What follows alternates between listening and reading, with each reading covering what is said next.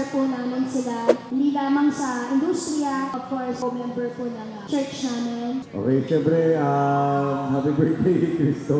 18 na siya. Si Ate Gladys, Kuya Chris, dati ko pa talagang kilala dahil niya siguro kapatid sa iglesia. Sila yung talaga nabibigay ng advice sa akin, paano maging matatag. I mean, okay lang naman na magtrabaho, pagbutihin yung ginagawa, pero wag na wag kakalimutan ng Panginoon Diyos. Yun ang laging sinasabi sa akin ng pagsamba. Tapos, yun nabalitaan niya kay Bianca, na nag-iglesia na rin si Bianca. Sobrang happy niya, super proud siya. So, yun, yung relationship namin hindi lang basta sa taping lang, kundi talagang para kami magkakapatid sa totoong buhay. Happy anniversary, kayo po yung kayo yung inspirasyon namin sa pagmamahalan dahil ganda po kayo tagal 20 years. Diba? 31 years of dating.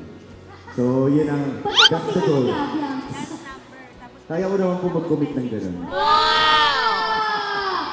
Naku i-record niyo yan. Kaya niyo daw mag-commit ng gano'n katagal. Of course, Bianca umalis na may pinakamagandang mukha sa showbiz talaga. Salamat po. Ate Gladys, Kuya Christopher, happy anniversary. Grabe.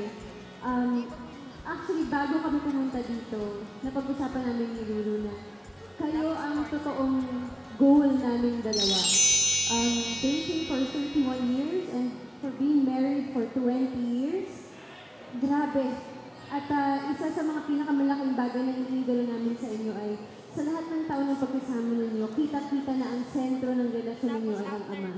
At yun din ang gusto namin tularan. Happy anniversary, Ate, Kuya. And of course, to Christoph, congratulations and happy 18th birthday. May God bless you and your dreams will come true. We all see it.